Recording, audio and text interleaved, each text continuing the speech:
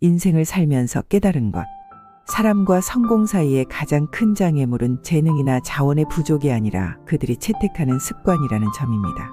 사람들을 같은 사이클에 묶어두는 습관이 있는 반면 다른 사람들은 앞으로 나아가며 사업을 창출하고 해결책을 찾으며 번영합니다. 오늘 저는 부자들이 필사적으로 피하는 가난한 사고방식을 가진 사람들이 흔히 가지는 몇 가지 습관을 여러분과 공유하고자 합니다. 이러한 습관을 이해하는 것이 여러분의 사고방식과 행동을 바꾸고 궁극적으로 삶을 변화시키는 열쇠가 될 수 있습니다. 왜냐하면 결국 어디서 시작했는지는 중요하지 않습니다. 중요한 것은 매일 내리는 결정이며 이러한 결정은 여러분이 버리거나 채택하기로 선택한 습관에서 시작됩니다. 1. 소비에 집중하는 습관. 제가 삶을 변화시키고자 하는 사람들과 이야기할 때마다 느끼는 것은 그들 중 많은 사람이 소비에 초점을 맞추고 있다는 것입니다. 이는 비판이 아니라 현실입니다. 우리는 끊임없이 구매해야 할 것, 시청해야 할 콘텐츠, 따라야 할 트렌드로 폭격을 받습니다. 그러나 더 큰 무언가를 이루고 싶다면 이 패턴을 바꿔야 합니다. 소비하는 것보다 창조하는 것을 시작해야 합니다. 가난한 사고방식을 가진 사람들은 대부분의 시간을 소비자로 보냅니다.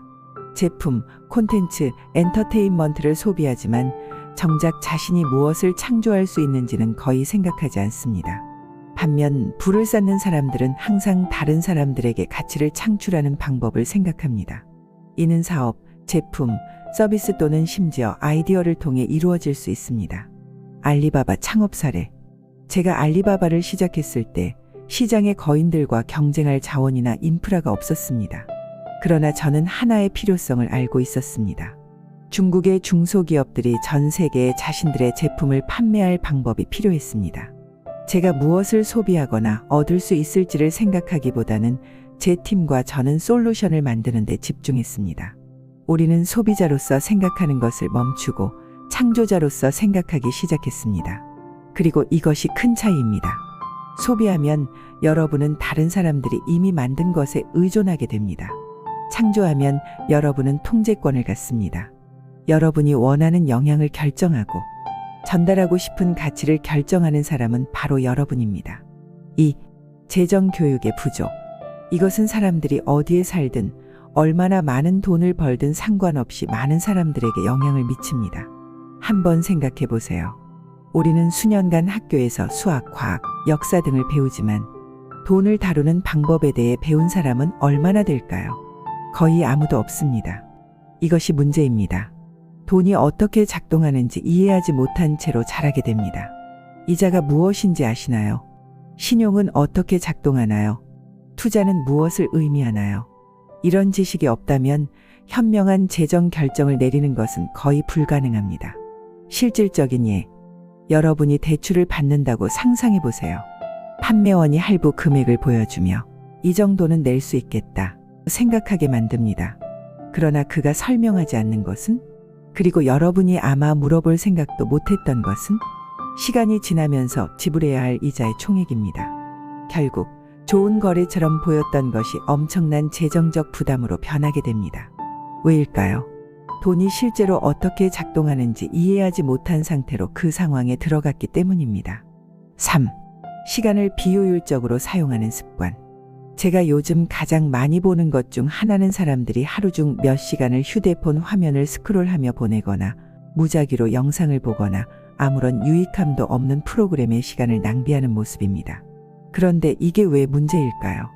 단순히 시간을 잃는 것만이 아닙니다. 그 시간에 여러분이 무엇을 할 수 있었을지를 생각해 보세요. 저는 항상 시간이야말로 가장 민주적인 자원이다 라고 말합니다. 부자든 가난한 사람이든 성공한 사람이든 아니든 우리 모두 하루에 똑같이 24시간을 가집니다. 차이를 만드는 것은 돈이 아니라 시간을 어떻게 사용하느냐입니다. 4. 작은 돈을 아끼기 위해 시간을 낭비하는 습관. 많은 사람들이 몇 푼을 아끼기 위해 몇 시간을 소비합니다. 예를 들어 가장 저렴한 레스토랑을 찾기 위해 몇 군데를 돌아다님, 쇼핑 비용을 절약하려고 몇 곳을 방문하며 가격 비교, 전기세를 아끼려고 장거리 운전.